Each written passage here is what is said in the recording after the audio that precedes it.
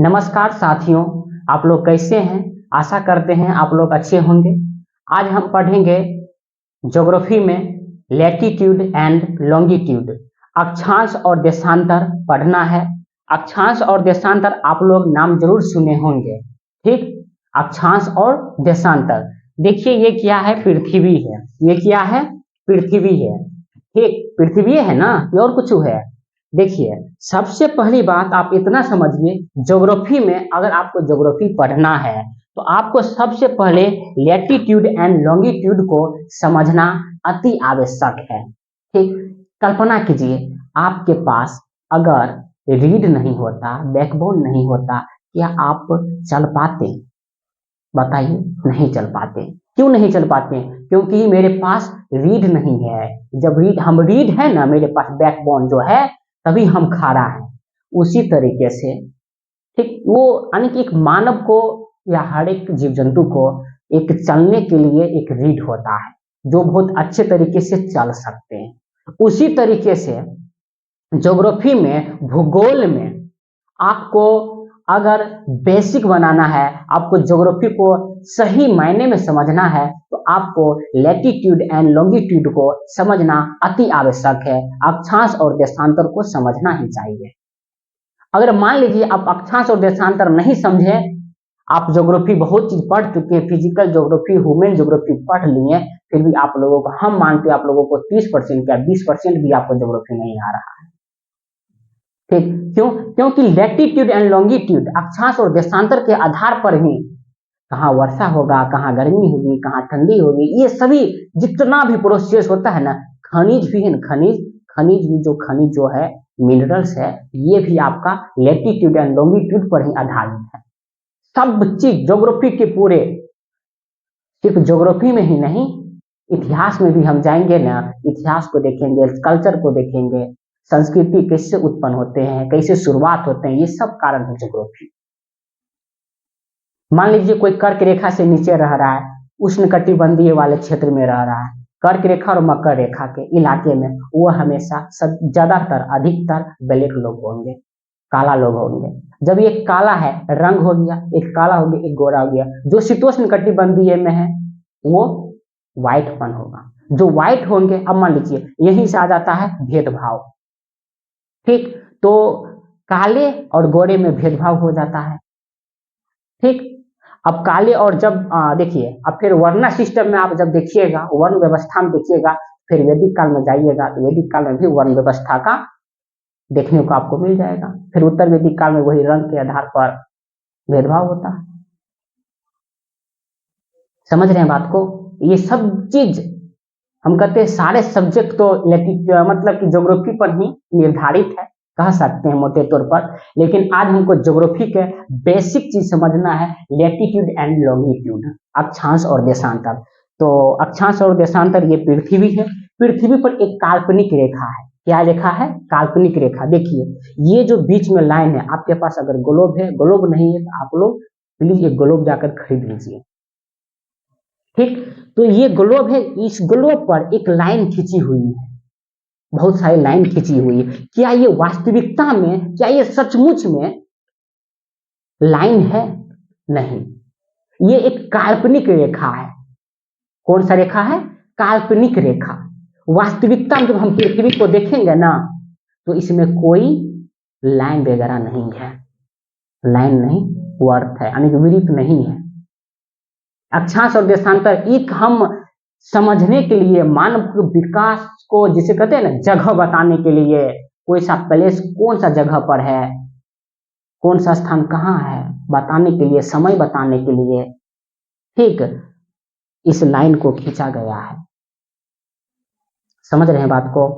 तापमान के आधार पर लाइन को खींचा गया है। चलिए हम जानते हैं, ज्यादा लेट नहीं कर रहे हैं, जानते हैं। देखिए सबसे पहली बात हम जानेंगे दोस्तों, लैटिट्यूड का हिंदी होता है अक्षांश। क्या होता है हिंदी? अक्षांश। क्या होता है? अक्षांश। और लैटिट्यूड का, लॉन्गिट्यूड का हिंदी होता है देशांतर। क्या होता है? देशांतर। समझ रहे हैं ना? तो अक्षांश और देशांतर, अक्षांश और देशांतर, लैटिट्यूड एंड लॉन्गिट्यूड। तो ये दोनों को हमको समझना है, दो शब्दावली, शब्दावली नहीं है बल्कि ये ज्योग्राफी का, जिस तरह के हमारे लोग में रीड होता है ना, उसी तरीके से ज्योग्राफी का रीड मान लीजिए आप। ठीक, अब सोच लीजिए कि रीड का हमारे शरीर में कितना भूमिका है, उसी तरीके से ज्योग्राफी में लैटिट्यूड एंड लॉन्गिट्यूड की भूमिका है। अब मान लीजिए ये पृथ्वी है, क्या है, पृथ्वी है, क्या है, पृथ्वी है, मान लीजिए क्या है दोस्तों, पृथ्वी है। ठीक, पृथ्वी पर ऐसे लाइन खींचा हुआ है, ये लाइन है 1 2, ठीक, खींचा हुआ है कि नहीं खींचा हुआ है, ठीक, और उसी तरीके नीचे में भी खींचा हुआ है, चलो ठीक। अब ऊपर से भी खींचे, हम अभी ग्लोब बना रहे हैं, ग्लोब, अभी कुछ नहीं, अभी लैटिट्यूड लॉन्गिट्यूड नहीं समझ रहे, आप पहले समझिए क्या हम बना रहे। ये क्या है, ऐसे आप लोग देखे होंगे इमेज में, स्कूल व्यवस्था में देखे होंगे, अगर जानते हैं तो और बेहतर है, नहीं जानते हैं तो जान जाइएगा, कोई दिक्कत की बात नहीं है। ये है, तो इसमें आपका लैटिट्यूड एंड लॉन्गिट्यूड, अक्षांश और देशांतर दोनों है। जो जो क्षैतिज है वो इसमें अक्षांश है, जो ऊर्ध्वाधर है वो इसमें देशांतर है। भक्त सर जी इतने वो है, हम तो समझिए कि है नहीं, इसका विशेषता जानेंगे, बहुत सारी चीजें, बहुत यहाँ से प्रश्न आते हैं। ठीक, जो क्षैतिज है, एक दिमाग पहले इमेज बिठाइए, जो क्षैतिज है पृथ्वी पर, जो लाइन क्षैतिज की ओर खींची हुई है उसको क्या कहेंगे हम, अक्षांश कहेंगे। क्या कहेंगे, अक्षांश कहेंगे। और जो लाइन ऊर्ध्वाधर खींचा हुआ है उसको कहेंगे हम देशांतर। क्या कहेंगे, देशांतर।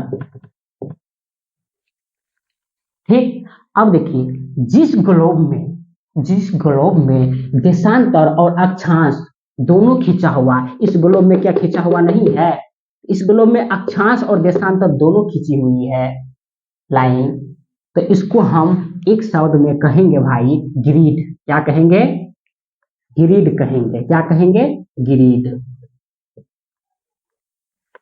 ठीक, शायद ये आप लोग पहली बार जानते होंगे। ये पृथ्वी पर, अब मान लीजिए ये क्या है, पृथ्वी है, मान लीजिए क्या है, पृथ्वी है। ठीक, इस पर एक लाइन खींचा हुआ है, इस पर क्या खींचा हुआ है, लाइन खींचा हुआ है, ये वाला ब्लैक से हम पहले से ही कर दिए, ये लाइन खींचा हुआ है और ऐसे भी खींचा हुआ है। ठीक, तो ये पूरे अक्षांश और देशांतर लाइन खींची हुई ग्लोब को, इसको हम कहेंगे ग्रिड। क्या कहेंगे, ग्रिड कहेंगे। क्या यहां तक मामला क्लियर है। अब देखिए, अब हमको समझना है पहले अक्षांश क्या होता है, अक्षांश हम पढ़ाएंगे तब देशांतर पढ़ाएंगे। ठीक, इसको मिटा देते हैं, आराम से पढ़िए, ऐसा बात कुछ नहीं है कि आपको समझ में ना कि क्या बता रहे हैं, समझ नहीं आ रहा, आएगा भैया, रुकिए थोड़ा वेट कीजिए। देखिए, अब मान लीजिए फिर हम बनाते हैं वही। ठीक, ये क्या है, ये क्या है, पृथ्वी है। अब पृथ्वी पर ये एक लाइन है, ये क्या है, लाइन है। क्या है, लाइन है। अब इस लाइन, हम बोले ना जो क्षैतिज है, ये क्षैतिज लाइन है। कौन सा लाइन है, क्षैतिज लाइन है। इस क्षैतिज लाइन किस ओर की, मतलब कि दिशा कौन सा, पश्चिम से पूरब की ओर खींची हुई लाइन है ना, पश्चिम से पूरब की ओर खींची हुई एक लाइन है। ये लाइन नहीं है, वृत्त है। क्या है, वृत्त। इस वृत्त को हम नाम देंगे, देखिए सबसे पहली बात है ये, धीरे 0 डिग्री, इस वृत्त का नाम हम रख दिए, ये अक्षांश है। पहले ये समझिए, ये क्या है, अक्षांश। ये क्या है, अक्षांश। ठीक, क्या ये अक्षांश कंप्लीट है। अब यही अक्षांश में एक गो अक्षांश, 2 गो अक्षांश, 3 गो अक्षांश, ऐसे होगा ना। अब मान लीजिए ये जो बीच वाला अक्षांश है, इसको हम मान लिए ये फिक्स है, ये क्या है, 0 डिग्री। ये सब काल्पनिक रेखा है। कौन सा रेखा है, काल्पनिक, एक मानव ने बनाया समझने के लिए। तो ये 0 डिग्री एक अक्षांश को मान लिए, तो 0 डिग्री तो मान लिया भैया, लेकिन इसका नाम भी तो कुछ होगा। हाँ, नाम है, इसका नाम है भूमध्य रेखा। क्या नाम है, भूमध्य रेखा। भूमध्य रेखा का मतलब, कहने का मतलब क्या है? भूमध्य रेखा। रेखा इस्तेमाल नहीं करेंगे, वृत्त इस्तेमाल करेंगे। रेखा, ये रेखा नहीं है, ये घुमा हुआ लाइन है, गोलगप्पा, समझ रहे हैं ना? इस तरीके से ये लाइन है। इस लाइन को हम भूमध्य, यानी कि भूमि के मध्य में है, भूमि के मध्य में ये लाइन है, तो ये भूमध्य रेखा पृथ्वी के दो भागों में बांट दे रही, बांटती है ना पृथ्वी को दो भागों में।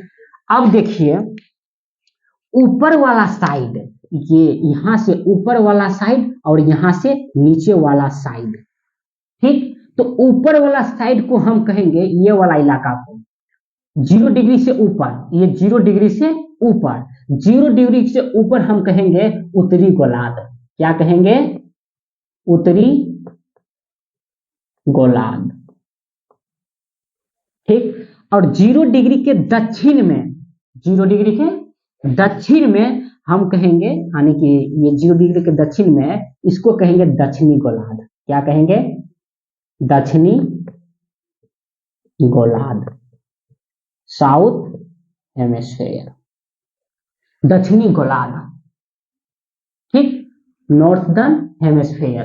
तो अब समझिए जो इक्वेटर है, भूमध्य रेखा पृथ्वी को दो भाग में बांटती है, उत्तरी गोलार्ध और दक्षिणी गोलार्ध। क्या ये रेखा, भूमध्य रेखा पृथ्वी को दो भाग में बांट रही है कि नहीं बांट रही है? मान लीजिए भूमध्य रेखा है, ये पृथ्वी को ऊपर वाला भाग को हम कहेंगे उत्तरी गोलार्ध, नीचे वाला भाग को कहेंगे दक्षिणी गोलार्ध। क्या यहाँ तक मामला क्लियर है? तब हम आगे बढ़ेंगे। अगर समझ में नहीं आ रहा है आप लोगों को, कमेंट के माध्यम से आप बोल सकते हैं, तो हम फिर एक वीडियो बना देंगे आप लोगों के इसी पर, ठीक? तो ये कौन सा है? उत्तरी गोलार्ध, एक दक्षिणी गोलार्ध। तो उत्तरी गोलार्ध और दक्षिणी गोलार्ध को बांटने वाली कौन सा रेखा है? तो भूमध्य रेखा है। कौन सा रेखा है? भूमध्य रेखा। भूमध्य रेखा को विषुवत रेखा भी कहते हैं, विषुवत वृत्त भी कहते हैं, विषुवत वृत्त। बात समझ रहे हैं ना? ये मामला है इसका। देखिए अब थोड़ा हम ग्लोब पर प्रैक्टिकल कर दिखा रहे हैं। जैसे दोस्तों ये मान लीजिए क्या है, पृथ्वी है। अब देखिए ये पृथ्वी है, ये पृथ्वी पर एक लाइन खींचा गया है, ये लाइन है, ये भूमध्य रेखा है। कौन सा रेखा है? भूमध्य रेखा। रुकिए, ये कौन सा रेखा है? भूमध्य रेखा। अब देखिए ये जो लाइन है भूमध्य रेखा का, ये वाला लाइन है कि नहीं है ना? ये भूमध्य रेखा के ये गोलगप्पा लाइन है, यानी कि वृत्त है। क्या है? वृत्त। एक रेखा नहीं है, एक लाइन नहीं है। पहले इतना दिमाग में जो धारणा बैठा हुआ है आप लोगों को, उसको निकालिए। एक लाइन नहीं है, लाइन का मतलब होता है कि सीधा। ये जो हम भूमध्य रेखा दी, इसमें हम दर्शाने के लिए दर्शा रहे हैं भूमध्य रेखा, इसमें गोल नहीं हो सकता। इसलिए हम ये जो भूमध्य रेखा है, भूमध्य रेखा, ये गोल है, वृत्त। क्या है? वृत्त। यही वृत्त पृथ्वी को दो भागों में बांटती है। ऊपरेल का भाग को कहते हैं उत्तरी गोलार्ध। क्या कहते हैं? उत्तरी, लिखियो देते हैं हम, उत्तरी गोलार्ध। ऊपरेलका वाला भाग को, इसके ऊपरेलका वाला भाग को कहेंगे उत्तरी गोलार्ध, और निचला वाला भाग को कहेंगे हम दक्षिणी गोलार्ध। निचला वाला भाग को क्या कहेंगे? दक्षिणी गोलार्ध। तो आपके परीक्षा में जब प्रश्न आएगा कि पृथ्वी को दो भागों में बांटती है, ठीक, उत्तरी गोलार्ध और दक्षिणी गोलार्ध, कौन सा वृत्त है? तो आप लोग बताइएगा भूमध्य रेखा। भूमध्य रेखा को इंग्लिश में कहते हैं इक्वेटर। क्या यहाँ तक मामला क्लियर है? आगे बढ़े। अब देखिए फिर हम उस पर जाएंगे। देखिए अब थोड़ा इसको मिटा देते हैं। देखिए तो ये काल्पनिक रेखा है। कौन सा रेखा है? काल्पनिक रेखा है। देखिए ठीक, ये पृथ्वी को एक रेखा है जिसका नाम है 0 डिग्री। ठीक, 0 डिग्री इसका मान है। इसको कहेंगे हम भूमध्य रेखा, क्योंकि भूमि को मध्य से गुजर गई है, इसलिए इसको कौन सा रेखा कहेंगे? भूमध्य रेखा कहेंगे। ऊपरेलका वाला भाग को कहेंगे उत्तरी गोलार्ध, निचला वाला भाग को कहेंगे दक्षिणी गोलार्ध। ठीक, अब देखिए इसका जो भूमध्य रेखा, अब 1 होगा, 2 होगा, 3 गो होगा, 4 गो होगा, 5 गो होगा, 6 गो होगा। अब मान लीजिए ना 1 2 3 4 यहाँ तक आते आते 90 गो उड़ गया। क्या उड़ गया? 90 गो इधर और 90 गो इधर। मान लीजिए ये 0 डिग्री है। कौन सा डिग्री है? 0 डिग्री है ये। मान लीजिए 0 डिग्री के बाद 1 होगा, 2 होगा, 3 होगा, 4 होगा, 5 होगा, ऐसे आते आते ध्रुवों की ओर। ये ध्रुव है। ये क्या दोस्तों? ध्रुव है। पृथ्वी को यही ये वाला भाग को हम ध्रुव कहेंगे और निचला वाला भाग को हम कहेंगे ध्रुव। ये ध्रुव है ये। ठीक। अब ऊपरेलका वाला जब हम ध्रुव तक जाएंगे तो 90 गो अक्षांश है और नीचे आएंगे तो हम 90 गो अक्षांश है। ठीक। 0 डिग्री से 1 2 और फिर 0 डिग्री से दक्षिण में 1 2 3 4 इस तरीके से 1 2 3 4 और 90 तक। तो 90 90 के गो 90 90 कितना होता है? 180। कितना होता है? 180। क्या 0 डिग्री हम रखे थे, क्या इसको भी हम ऐड किए? नहीं। 0 डिग्री, जो 0 डिग्री भूमध्य रेखा अक्षांश है, इसको हम ऐड नहीं किए हैं क्योंकि इसका मान क्या है? 0। अगर इसको भी मिला दिया जाए तो कितना हो जाएगा? 181। हम 1 से स्टार्ट किए थे, 1 से लेकर 90 तक और 1 से लेकर 90 तक। तो 1 से लेकर 90 90 90 क्या हो? 180 और 0 डिग्री तो 181। तो अक्षांशों की संख्या 181 है और वृत्तों की संख्या 189 है। ये क्या बोल रहे हैं? हमको समझ नहीं आ रहा है। 181 189 खोरा गिनती पढ़ा रहे हैं क्या? नहीं। समझिए होता है क्या, ये ऊपर में जाते जाते जाते जाते यहाँ का जो लाइन होता है ना, इसका कोई वैल्यू नहीं होता है। 90 डिग्री वाला का अक्षांश को कोई वैल्यू नहीं होता और ये ऊपर में जाते जाते चपटी हुई है। यहाँ ध्रुवों पर पृथ्वी चपटी हुई है और ऊपर जाते जाते जाते नीचे जाते जाते यहाँ पर कोई लाइन बनवे नहीं करता है, लेकिन हम लोग एक मान लेते हैं। लेकिन एक्चुअली में जब हम देखेंगे ना हकीकत में जाकर, वहां पर कोई एक लाइन नहीं है। तो 1 और 1 2 हो गया। 181 में से 2 घटा देंगे तो कितना बच जाएगा? बताइए। 179। इतना वृत्तों की संख्या है। अब क्योंकि प्रश्न कैसे आएगा? तो आप एक ऑप्शन के हिसाब से प्रश्न को टिक कीजिएगा। अब मान लीजिए आपको कहा जाए कुल वृत्तों की संख्या कितना है, तो 189। अक्षांशों की संख्या कितना है? 181। वर्त पूछे यानी कि वृत्त पूछे, वृत्त मने गोल, वृत्त मने गोल। वृत्त जो है ना, ये जाते जाते ऊपर में उत्तरी ध्रुव गोल, ये यहाँ ध्रुव वृत्त नहीं बनता है और नहीं यहाँ पर बनता है। तो इसका तो 1 1 2 कैंसिल हो गया, तो 181 में से 2 गया था 179 हो जाएगा। या यहाँ तक मामला क्लियर है? बताइए। अब देखिए, अब एक और कल्पना कीजिए, एक और कल्पना कीजिए आप। ये जो ध्रुव, ये जो भूमध्य रेखा है, ऊपर में गए ऊपर में गए ऊपर में गए, क्या इसका आकार जो साइज छोटा ध्रुवों की ओर जाने पर, ये ध्रुव है भाई, ये क्या है? ये क्या है? ध्रुव। ये क्या है? ध्रुव। ध्रुवों पर और जाने पर, ये भूमध्य रेखा है, ध्रुवों पर जाने पर क्या इसका आकार में, अक्षांश में, आकार में, साइज में छोटा होता जा रहा है कि नहीं होता जा रहा है? Yes sir. और यहाँ से नीचे नीचे हम जाने पर साइज में छोटा हो रहा है, नीचे भी जाने पर साइज में छोटा, ऊपर में भी जाने पर साइज में छोटा। तो सबसे बिचला वाला भूमध्य रेखा कहेंगे तो इसका बहुत बड़ा आकार है ना। तो भूमध्य रेखा से ध्रुवों की ओर जाने पर, भूमध्य रेखा से ध्रुवों की ओर जाने पर अक्षांशों की साइज घटता है। क्या होता है? घटता है। ठीक। अब मान लीजिए मेरे प्यारे दोस्त, ये जो पृथ्वी भूमध्य रेखा हम जो बनाए थे, यहाँ पर एक और लाइन ऐसे होगा और ऐसे होगा। ठीक। क्या ये ध्रुवों पर जाते जाते छोटा हो रहा है कि नहीं हो रहा है? बताइए। ठीक। अब देखिए यहाँ ये भूमध्य रेखा है, ये उसके बाद एक और अक्षांश है, एक और अक्षांश है, और अक्षांश है, और अक्षांश है, और अक्षांश है, और अक्षांश है। क्या इसका साइज छोटा हो रहा है ना?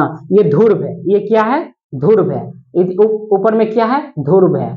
तो ऊपर जाने पर या नीचे जाने पर, भूमध्य रेखा के नीचे जाने पर अक्षांश के साइड छोटा हो रहा है। क्या हो रहा है, छोटा हो रहा है। ठीक, और ऊपर जाने पर भी अक्षांश के साइज छोटा हो रहा है। क्या हो रहा है, छोटा हो रहा है, देख लीजिए। ठीक, तो आप लोग ऐसे पढ़िए, रट कर नहीं, समझ कर पढ़िए। क्या यहाँ तक मामला क्लियर है आप लोगों को, बताइए एक बार। देखिए कमेंट में आप लोग लिखा कीजिए, हाँ यहाँ तक में कंप्लीट होता जा रहा है। जब जब पूछेंगे तब तब आप बताइए। देखिए अब इसको हम भाषा के रूप में कुछ लिखा दें, आप लोग कॉपी नोट बनाने के लिए इस इमेज को बना लीजिए। ठीक, हम अब लिखवा रहे हैं आप लोगों के। देखिए अक्षांश के बारे में लिखा रहे हैं, किसके बारे में लिखा रहे हैं, पहले हम अक्षांश लिख दीजिए, इसे लिखिए देते हैं। यहाँ लाइट पड़ता होगा ऑरेंज से, तब नजर नहीं आता होगा। ये अक्षांश है, अक्षांश के बारे में आप लिखते चलिए। लिखिए पहला बिंदु, पश्चिम से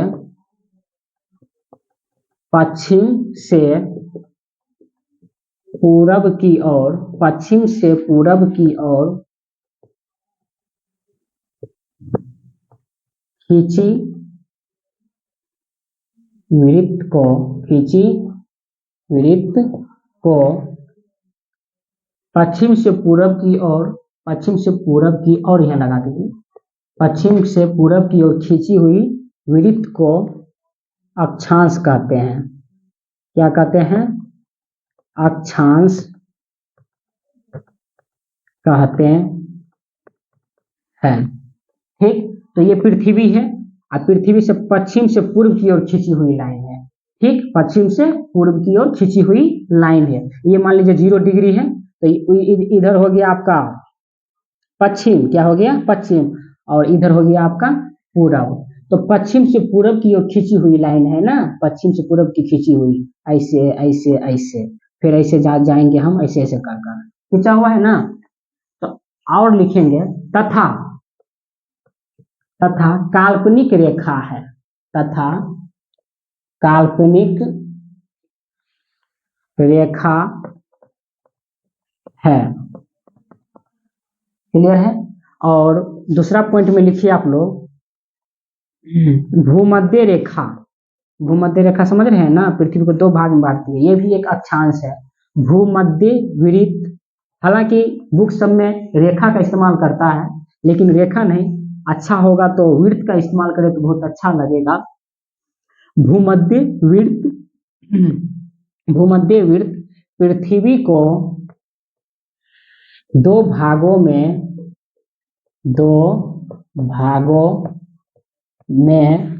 बांटती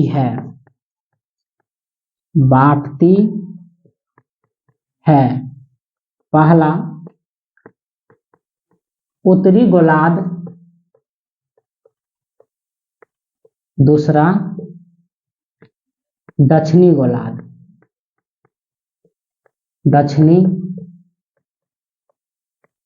गोलार्ध। ठीक, तो अक्षांश पश्चिम से पूर्व की ओर खींची हुई लाइन है। ठीक, वृत्त है, और बुक में जब इतना पढ़े ना तो उसमें लाइन दिमाग खराब हो जाता है, तो वृत्त का इस्तेमाल करना पड़ता है। ठीक, जो पश्चिम से पूर्व की ओर खींची हुई लाइन को अक्षांश कहते हैं। और पृथ्वी के भूमध्य रेखा पृथ्वी को 2 भागों में बांट देती है। ठीक, उत्तरी गोलार्ध और दक्षिणी गोलार्ध, यह एक काल्पनिक रेखा है। तीसरा पॉइंट में लिखिए कि अक्षांश की संख्या 181 है, कुल वृत्तों की संख्या 179 है। लिख लिए। अब हम और लिखवाते हैं, नहीं लिखे तो वीडियो रोक करके लिख लीजिएगा आप लोग। तो जानते हैं आप लोग तो लिखते नहीं हैं, जो लिखते हैं उनके लिए बहुत बेहतर। देखिए क्या हो जाता है, डिजिटल बोर्ड लाएंगे भाई, चिंता मत करो। दोस्तों में लड़का लड़की दोनों आ जाता है, हालांकि भाई में सिर्फ भाई, एक हम पितृ सत्ता को नहीं दर्शाना चाहते हैं, इसलिए हम दोस्तों इस्तेमाल करते हैं। दोस्तों में लड़का लड़की दोनों आ जाता है इसमें, ठीक। इसलिए हम भाई इस्तेमाल जल्दी नहीं कर सकते। देखिए मेरे प्यारे दोस्तों, अक्षांश से ये मामला क्लियर है। एक इसमें ओह माय गॉड, ये क्या है? पृथ्वी है। ये क्या है दोस्तों? पृथ्वी है। अब उसका इमेज हम बना देते हैं। ये है भूमध्य रेखा। ये कौन सा रेखा है? भूमध्य। ये कितना बताइएगा, बना लीजिए ना, क्या होगा? भूमध्य रेखा, ठीक। पृथ्वी को दो भागों में बांटती है। ऊपर में लिख दीजिए उत्तरी गोलार्ध, ठीक। नीचे में लिख लीजिए दक्षिणी गोलार्ध, दक्षिणी गोलार्ध। उस इमेज के साथ जो लिखाए थे ना, उसके नीचे ये जस्ट इमेज इसको डाल दीजिए, ठीक। इतना लिख लिए। अब देखिए इसको हम मिटाकर समझाते हैं थोड़ा और। देखिए अगर हम बढ़ना, ये 0 डिग्री का मान है, कितना डिग्री मान है? 0 डिग्री। इसके और जाएंगे, 1 गो अक्षांश, 2 गो अक्षांश, 3 गो अक्षांश, 90 तक जाएंगे हम ध्रुवों की ओर जाने पर ना। और नीचे आएंगे 90 गो होगा। अब मान लीजिए एक और ऐसे जाते जाते जाते जाते एक और रेखा मिलता है। ये रहता है, इसका मान रहता है 27 डिग्री। कितना रहता है? 27 डिग्री।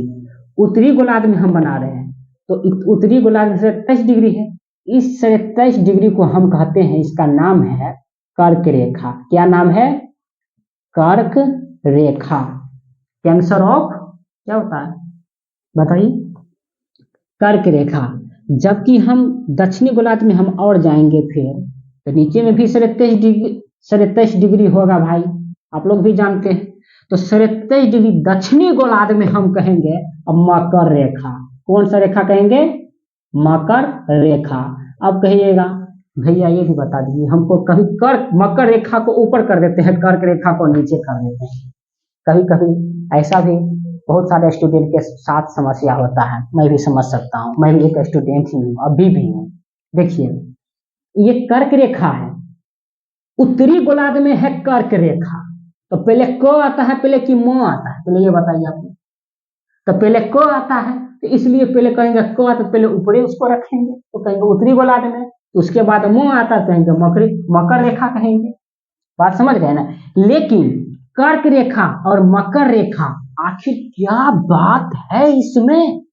कर्क रेखा मकर रेखा हम नाम दिए, हम लोग वैज्ञानिकों सबने नाम दिए कि ये तो कहा जाता है कभी न कभी सूर्य की रोशनी कर्क रेखा और मकर रेखा के इलाके, कर्क रेखा और मकर रेखा वाले क्षेत्र में कभी न कभी सूर्य की रोशनी लंबवत पड़ती है। क्या पड़ती है? सूर्य की रोशनी लंबवत पड़ती है। इस एरिया में सूर्य की रोशनी लंबवत पड़ती है, इसलिए कर्क रेखा मकर रेखा हम नाम दिए। बात समझ गए? कर्क रेखा का मान 27 डिग्री, भूमध्य रेखा का मान 0 डिग्री, और दक्षिणी गोलार्ध में आएंगे 27 डिग्री वाला कौन रेखा? तो मकर रेखा। क्या यहां तक बात क्लियर है? ठीक।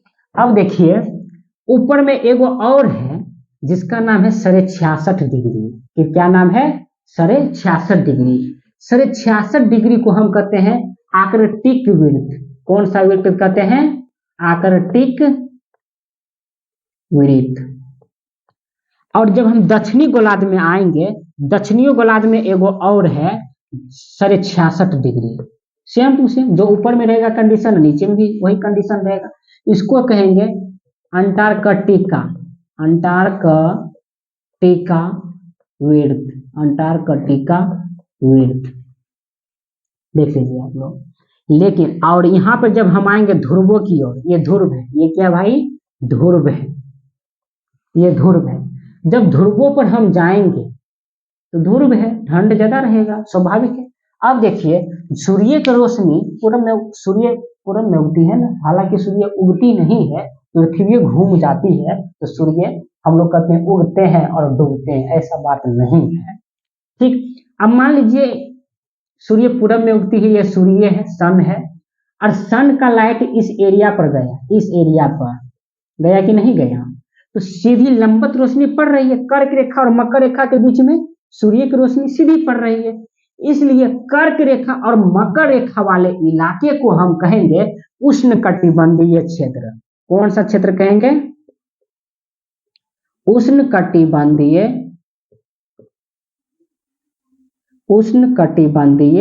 क्षेत्र। ठीक, कर्क रेखा और मकर रेखा के बीच में, कर्क रेखा और मकर रेखा के बीच में हम कहेंगे उष्णकटिबंधीय क्षेत्र।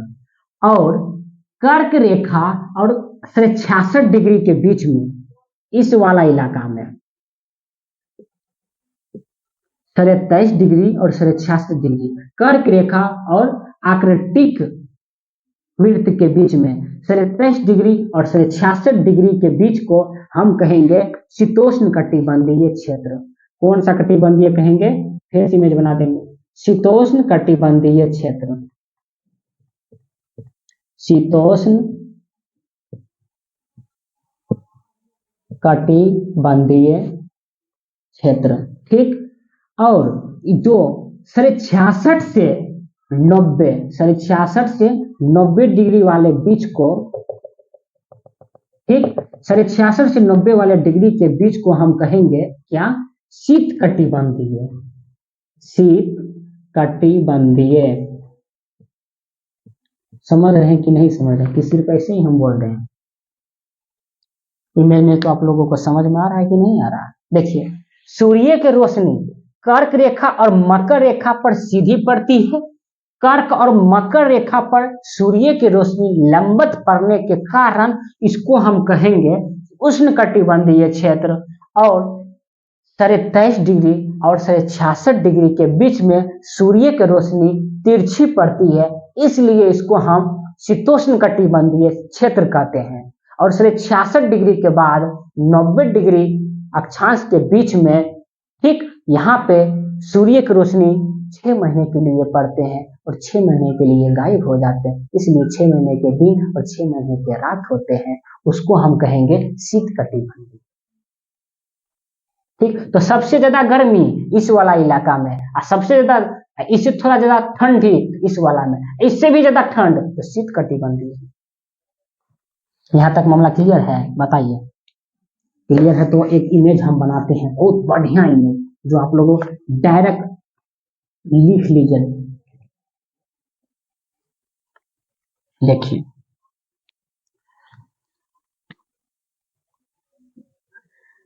ये क्या है?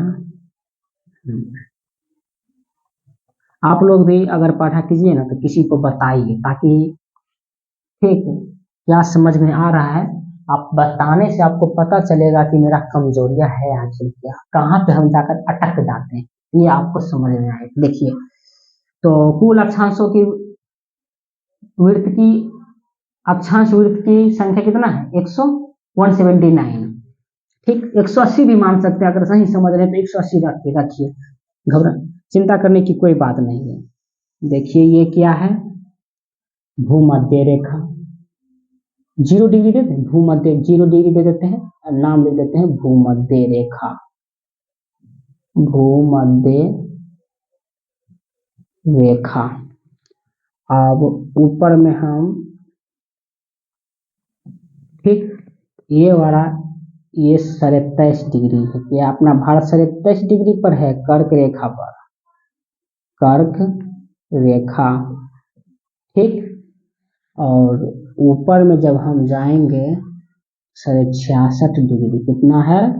66 डिग्री। इसको कौन सा नाम हम पुकारते हैं? आर्कटिक, आर्कटिक वृत्त, आर्कटिक वृत्त। और ये बच गया आपका ध्रुव। ये क्या हो गया? ध्रुव। बात समझ गया? ये आपका हो गया, ये आपका कौन सा लाइन है? 23.5 डिग्री दक्षिण में हम जा रहे हैं। मकर रेखा, कौन सा है? मकर रेखा। और नीचे में जब हम जाएंगे और तो हमको जब 66 डिग्री पर, तो इसको कहेंगे अंटार्कटिक वृत्त। अब बात समझिए, और नीचे में क्या है? 90 तक ध्रुव। क्या है? ध्रुव। बात समझिए। कर्क रेखा और मकर रेखा के बीच में सूर्य की रोशनी लंबवत पड़ती है, कभी न कभी क्या पड़ती है? लंबवत पड़ती है। इसलिए इस इलाका को देखिए, हम हरा पेन से कर रहे हैं, ठीक। इस इलाका को हम कहते हैं, सूर्य की रोशनी लंबवत पड़ने के कारण उष्णकटिबंधीय क्षेत्र। कौन सा क्षेत्र कहेंगे? उष्णकटिबंधीय क्षेत्र। ऐसे कर कर हम लिख देते हैं 8। ठीक, इसको कौन सा क्षेत्र कहेंगे? उष्णकटिबंधीय क्षेत्र।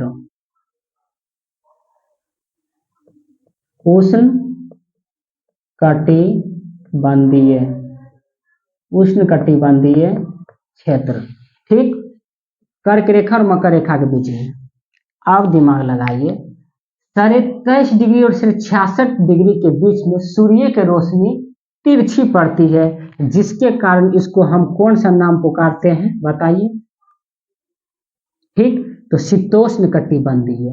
इस वाले इलाका को क्या कहते हैं? शीतोष्ण कटिबंधीय। ठीक, शीतोष्ण कटिबंधीय, शीतोष्ण कटिबंधीय। और 66 डिग्री के बाद 90 डिग्री के बीच में इस वाला इलाका में जो ऊपर में कंडीशन है वो नीचा में वही कंडीशन होगा, आप लोग लिख लीजिएगा। तो ये वाला इलाका क्या कहेंगे? शीत कटिबंधीय। ठीक, तो आप लोग इसको इमेज बना लीजिए, इमेज बना लीजिएगा, इमेज बना लीजिए। ठीक, ये बात। अब एक बात कल्पना कीजिए, ठीक, सूर्य की रोशनी कर्क रेखा और मकर रेखा पर सूर्य की रोशनी लंबवत पड़ती है, और इसी इलाका में ज्यादातर सी है, समुद्र है।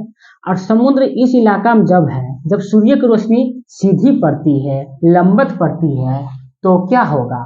वाष्प बनेगा। जब वाष्प बनेगा तो क्या होगा? बादल बनेगा, ऊपर जाकर बादल बनेगा। जब बादल बनेगा तो बारिश सबसे ज्यादा कहाँ होगी? तो बारिश सबसे ज्यादा कहाँ होगी? कर्क रेखा और मकर रेखा के इलाके में सबसे ज्यादा बारिश होगी। और कर्क रेखा मकर रेखा में सबसे जानते हैं आप लोग, जहां पर ज्यादा बारिश होती है वहां पर सबसे ज्यादा पेड़ पौधे होते हैं। और जहां पर पेड़ पौधे ज्यादा होते हैं वहां पर जीव जंतु विविधताओं आपको देखने को मिलेगा। समझ रहे हैं बात को? तो ये बात इसमें है। तो एक बारिश वाला, हम जो बारिश वाला कॉन्सेप्ट होता है वर्षा वाला, ये भी हम उतार सकते हैं। ठीक, अब देखिए, जैव विविधता सबसे ज्यादा जीव जंतु कहाँ पाएंगे? कर्क रेखा और मकर रेखा के इलाके में ही जीव, ज्यादातर जीवों में विविधता, डाइवर्सिटी आपको देखने को मिलेगा ना। ये बात इसका रहा। आप लोग स्क्रीनशॉट ले लीजिए, उसका इमेज बना लीजिएगा, स्क्रीनशॉट ले लीजिए।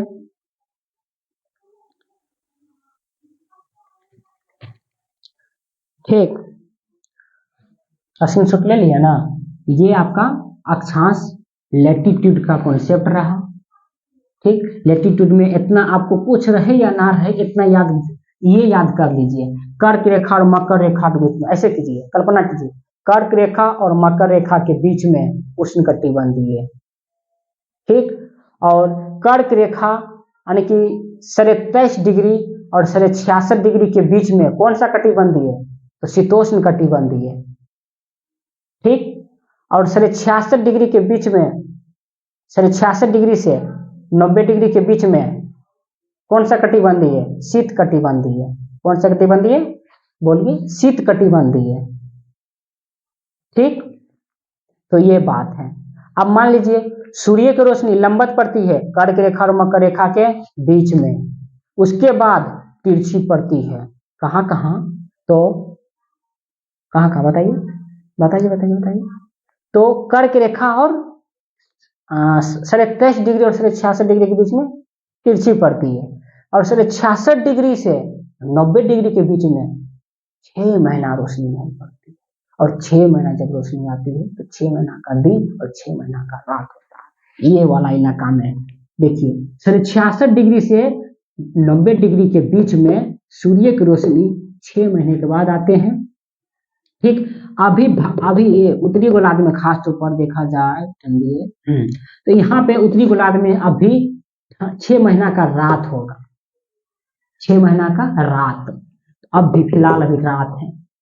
अब सोचिए यहाँ पे सूर्य की रोशनी नहीं पड़ती है, इसलिए यहाँ पर कोई भी जो आदमी इंसान जो मानव है ना नहीं रहता है। आप समझ रहे? और यहाँ पर ध्रुवों पर जाने पर ठंड भी बढ़ जाती है, क्योंकि सूर्य की रोशनी नहीं पड़ती है तो ठंड स्वाभाविक है, ठंड पड़ना ना। तो ये बात है। यहाँ तक मामला क्लियर है? मिटा दो, मिटा सकते हैं। अब मान लीजिए क्या है, अब बता रहे हैं आप लोग, ये जगह बताती है, अक्षांश जगह क्या बताती है? जगह। अब मान लीजिए भारत जो है, ये मान लीजिए दोस्तों ये क्या है? भारत। क्या है? भारत। ठीक, ये जो भारत है ये कितना डिग्री अक्षांश पर टच होता है? ये आपको अगर जगह बताने के लिए बोल दिया जाए भारत कितना डिग्री अक्षांश पर टच हो रहा है, तो आप बताइएगा 8 डिग्री अक्षांश पर। 8 डिग्री अक्षांश पर, 8 डिग्री अक्षांश पर भारत टच हो रहा है। आप लोगों के लिए एक होमवर्क है, भारत कितना डिग्री अक्षांश पर निकल रहा है, आप लोग पता कीजिएगा, कमेंट के माध्यम से उत्तर जरूर दीजिएगा। तो ये आपको एक जगह बताने के लिए हो गया ना, 8 डिग्री पर भारत है। आपको ये कोई कह देंगे कि क्या 8 डिग्री दक्षिणी वाला अक्षांश पर भारत है? तो नहीं, उत्तरी वाला अक्षांश भूमध्य रेखा के अनुसार उत्तरी वाले अक्षांश 8 डिग्री अक्षांश पर भारत टच करती है। बात यहां तक ठीक है? ये जगह बताती है। अब देखिए, अब हम बता रहे हैं लॉन्गिट्यूड। क्या बता रहे हैं? लॉन्गिट्यूड।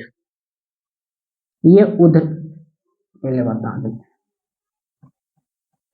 देखिए ये पृथ्वी है क्या, तो ये क्या है दोस्तों? लॉन्गिट्यूड। अब हम बता रहे हैं क्या? लॉन्गिट्यूड। लॉन्गिट्यूड में जब हम देखेंगे तो पाएंगे ये ऊर्ध्वाधर है। क्या है? ऊर्ध्वाधर। जबकि अक्षांश एक क्षैतिज रेखा थी, ये ऊर्ध्वाधर है। ठीक, तो ऊर्ध्वाधर करने का मतलब क्या है मेरे प्यारे दोस्तों, बता दीजिए ना। तो ये है लॉन्गिट्यूड। इस टाइप जो लाइन रहता है उसको कहेंगे हम लॉन्गिट्यूड। क्या कहेंगे? देशांतर। क्या कहेंगे? देशांतर। क्या कहेंगे? देशांतर। ठीक, ये आपका ये ऊर्ध्वाधर है। तो एक लाइन, अब बताइए अक्षांश, अक्षांश नहीं बता रहे हैं, अब क्या बता रहे हैं? देशांतर। ठीक, क्या बता रहे हैं? देशांतर। अब जो ये देशांतर है, पहले अक्षांश समझिए। अक्षांश में हम क्या बताए थे? अक्षांश वृत्त या रेखा, ठीक, पश्चिम से पूरब की ओर खींची हुई एक काल्पनिक रेखा को हम अक्षांश कहते हैं। क्लियर? जबकि अब इसका परिभाषा हम कैसे बनाएंगे बताइए आप लोग। ये बताइए, ये तो उत्तरी ध्रुव है और ये तो दक्षिणी ध्रुव है। अब उत्तरी ध्रुव से दक्षिणी ध्रुव की ओर खींची हुई काल्पनिक रेखा को देशांतर कहते हैं। क्या कहते हैं? देशांतर कहते हैं। तो उत्तरी ध्रुव से, परिभाषा बनाइए, अपने खुद से बनाइए, उत्तरी ध्रुव से दक्षिणी ध्रुव की ओर खींची हुई काल्पनिक रेखा को देशांतर कहते हैं। ठीक, जबकि अक्षांश क्या था? पश्चिम से पूरब की ओर खींची हुई रेखा को अक्षांश कहते हैं। ठीक, अब देखिए इसमें भी हम मान लेते हैं 0 डिग्री। ये उपरेखा को मान लेते हैं क्या? क्या बता रहे हैं आप? देशांतर बता रहे हैं, इतना दिमाग में रखिए। ये जो बीच वाला लाइन है, ये बीच वाला, मोटा इसको कर देते थोड़ा। ठीक, तो ये जो लाइन है बीच वाला, इसको कहेंगे 0 डिग्री मान लेते हैं। इसका भी तो कुछ नाम होगा। जिस तरीके से अक्षांश में 0 डिग्री को हम भूमध्य रेखा कहते हैं, वो पृथ्वी के दो भागों में बांटती थी, एक उत्तरी गोलार्ध, एक दक्षिणी गोलार्ध। उसी तरीके से 0 डिग्री देशांतर पृथ्वी को दो भागों में बांटती है। कैसे भाई? तो ये वाला भाग, ये वाला भाग, यहां से ये वाला भाग को हम कहेंगे पश्चिमी गोलार्ध। कौन सा कहेंगे? पश्चिमी है कि पूर्वी? ओ माय गॉड, पूर्वी गोलार्ध। कौन सा गोलार्ध कहेंगे? पूर्वी गोलार्ध। ठीक। और ये वाला भाग को, बात समझिए, ये वाला भाग को हम कहेंगे पश्चिमी गोलार्ध। क्या कहेंगे? पश्चिमी गोलार्ध। पश्चिमी गोलार्ध। ठीक। पश्चिमी गोलार्ध और पूर्वी गोलार्ध। भूमध्य रेखा पृथ्वी को दो भागों में बांटती है, उत्तरी गोलार्ध, दक्षिणी गोलार्ध। और देशांतर 0 डिग्री दो भागों पृथ्वी भाग में बांटती है, पूर्वी गोलार्ध, पश्चिमी गोलार्ध। ठीक। और 0 डिग्री का मान है, ये बीच वाला 0 डिग्री का मान है यामोत्तर। इसको क्या कहते हैं? यामोत्तर मानक समय। यामोत्तर मानक समय। अब ये क्या है बता रहे हैं। ठीक। यामोत्तर मानक समय 0 डिग्री देशांतर से, यहीं से यामोत्तर मानक से यानी कि 0 डिग्री देशांतर से पूरे विश्व में, पूरे पृथ्वी पर समय निर्धारित किया गया है।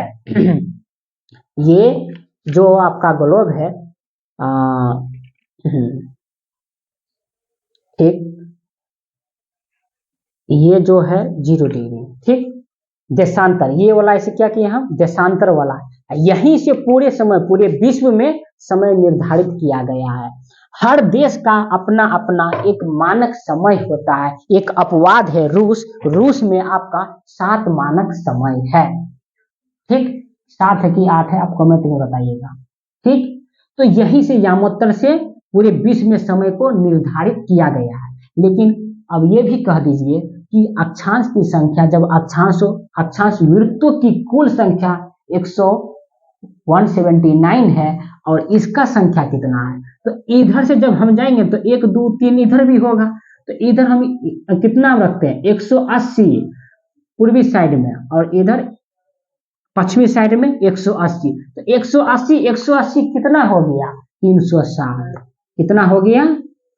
360 डिग्री। 360 डिग्री देशांतर की संख्या है। तो कुल देशांतर की संख्या 360। कुल देशांतर की संख्या 360। आप लोग लिखिए नोट में। देशांतर उत्तरी ध्रुव से दक्षिणी ध्रुव की ओर खींची हुई रेखा को देशांतर कहते हैं। यह एक काल्पनिक रेखा है। ठीक। दूसरा पॉइंट में कुल देशांतर की संख्या 360 है। तीसरा पॉइंट में लिखिए 0 डिग्री देशांतर से पूरे विश्व में समय निर्धारित किया गया है। 0 डिग्री देशांतर से पूरे विश्व में समय निर्धारित किया गया है।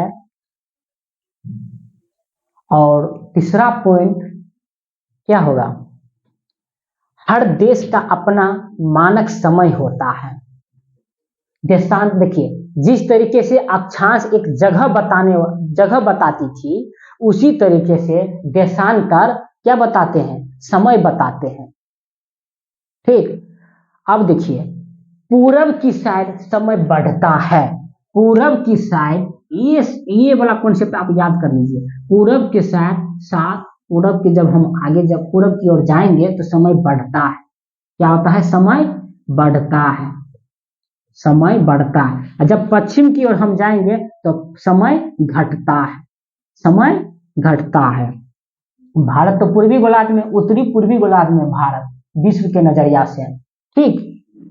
अब देखिए, यहां तक मामला क्लियर है। और जो 360 डिग्री देशांतर है, 24 घंटे में पृथ्वी 24 घंटे 24 घंटे में 360 डिग्री घूम जाती है। ठीक, तो 24 घंटे में पृथ्वी कितने डिग्री घूम जाती है? 360 डिग्री। अब ये बताइए आप लोग 1 घंटा में कितना डिग्री घूमेंगे? पृथ्वी 1 घंटे में कितना डिग्री घूम पाएंगे? तो आप कीजिए 360 गुना 24, ठीक, तो 15 डिग्री आपको 1 घंटा का निकल गया। 15 डिग्री निकल गया कि नहीं? हम क्या बोले समझिए, 360 डिग्री 24 घंटे में पृथ्वी घूम जाती है। ठीक, तो 1 घंटे में पृथ्वी कितने डिग्री घूम पाते हैं? तो जब हम निकालेंगे गुना भाग कुछ भी करके तो 15 डिग्री निकलेगा। कितना निकलेगा? 15 डिग्री। निकालिए आप लोग भी। 15 डिग्री निकल गया ना। अब 15 डिग्री तो 1 घंटा का होगा। अब हम एक बात याद कर लीजिए आप लोग, तो एक बात याद कर लीजिए, 1 घंटा बराबर कितना डिग्री? 15 डिग्री। यानी कि पृथ्वी जब 1 घंटा घूमती है तो समझ जाइए कि 15 डिग्री पृथ्वी घूम गई।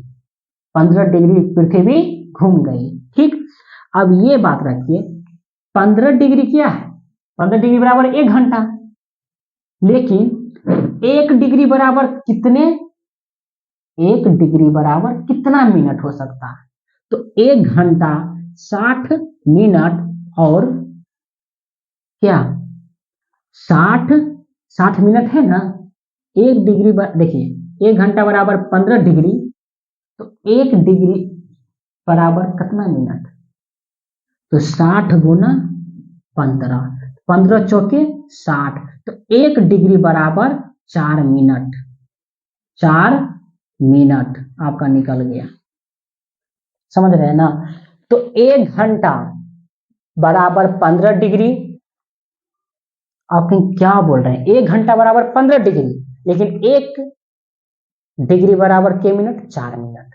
तो आप लोग सुविधा के लिए ये याद रखिए, ये वाला कॉन्सेप्ट। ठीक, 1 घंटा बराबर 15 डिग्री। 1 घंटा बराबर 15 डिग्री। अब हम सवाल देते हैं कुछ। 1 घंटा बराबर 15 डिग्री, यामोत्तर, यहीं से पूरे विश्व को समय को निर्धारित किया गया है।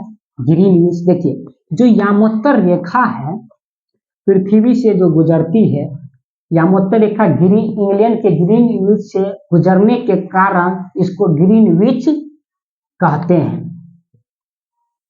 क्या है ये?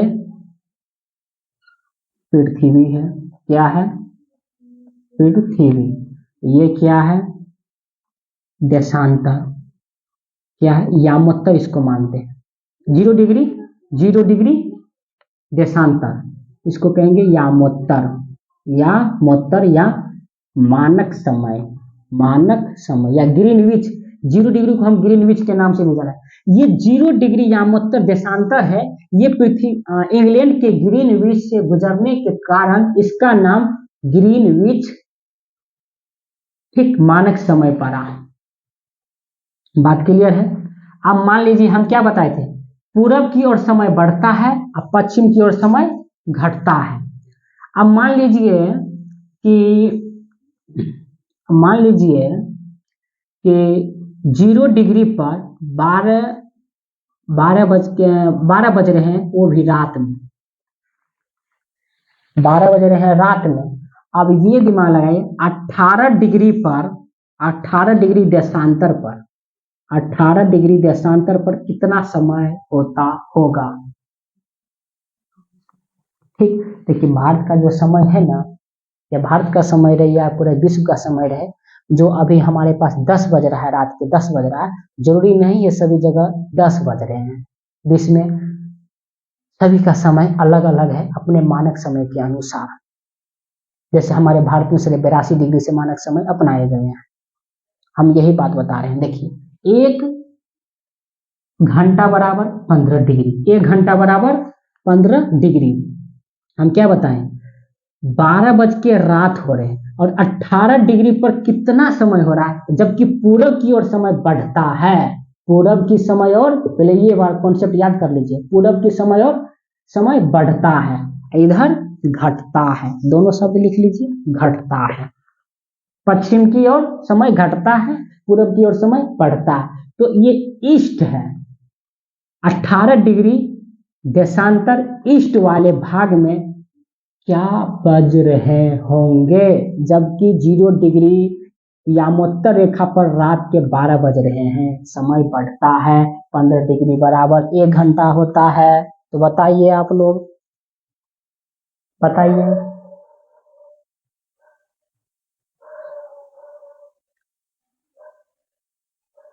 देखिए, अब समझिए, लॉजिक समझिए तो बढ़िया है, उत्तर दे दिए तो। देखिए, 15 डिग्री बराबर 1 घंटा। अब 15 डिग्री के जब हम मान निकालेंगे, तो 15 डिग्री जब निकालेंगे, 18 डिग्री कितने मिनट, 18 डिग्री बराबर कितना मिनट हो जाएगा बताइए। 1 डिग्री बराबर 4 मिनट, तो 18 डिग्री बराबर कितना मिनट? 18 चौके 72 मिनट। ठीक, अब जो ये 72 मिनट है, ठीक 72 मिनट, तो 15 डिग्री बराबर, तो हम रखिए 60 मिनट, 60 सेकेंड। 60 सेकेंड बराबर एक, सॉरी 60 मिनट बराबर 1 घंटा होता है। और 12 बजेंगे तो 1 बज गया, 1 बज गया ना। अब जब 1 बज गया तो 15 तो खत्म हो गया। अब कितना डिग्री बच गया? 16, 17, 18, 3 डिग्री बच गया। और 3 डिग्री बराबर कितना? चढ़तिया 12। तो 1 बज के 12 मिनट, 1 बज के 12 मिनट हो रहा है 18 डिग्री ईस्ट वाला भाग। 1 बज के 12 मिनट, क्या रात की दिन आते ना? तो ये मामला है।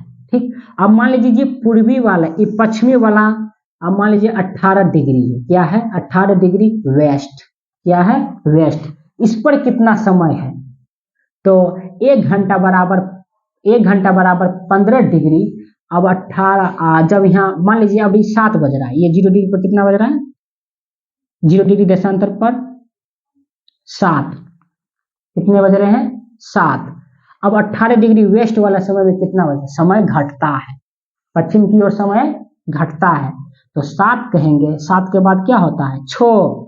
अब 12 मिनट और घटा देंगे, 6 बज के 12 मिनट और घटा देंगे तो कितना हो जाएगा? 5 बज के 48 मिनट। 5 बज के 48 मिनट। तो आप लोगों को एक होमवर्क है। भारत, अभी रखिए यहाँ पर भारत है, 82 डिग्री भारत का मानक समय है।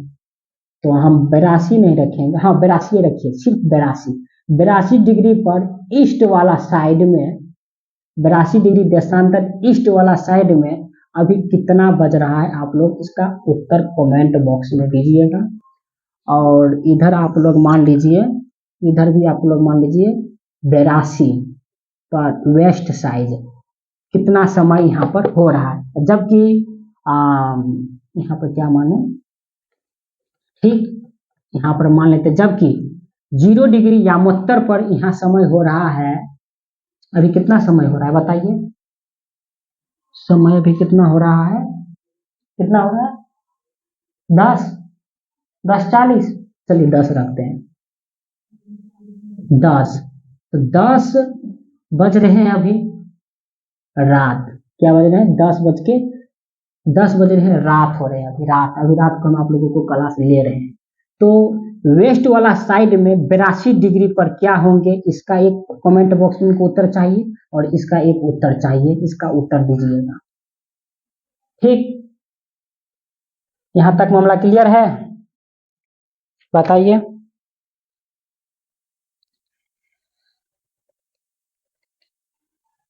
क्लियर है ना? ये बना लीजिएगा आप लोग होमवर्क। एक और चीज हम बताते हैं, देखिए वीडियो बहुत लंबा काफी चला गया, कोई दिक्कत नहीं है। ज्योग्राफी का क्लास है, कॉन्सेप्ट पर आधारित अब ज्यादा होगा। ये क्या है? पृथ्वी, ठीक, और आपने झलकाई भी नहीं देता होगा। ये क्या है? 0 डिग्री भू अक्षांश, ठीक, कर्क रेखा, आकृतिक वृत्त, ये ध्रुव, ये ध्रुव, ठीक, ध्रुव है, ठीक। और ये वाला एक साइड आता है, ये दोनों जहां कौन सा महासागर में मिलता है? भूमध्य रेखा और यामोत्तर 0 डिग्री देशांतर कौन सा महासागर में मिलते हैं? अटलांटिक महासागर में,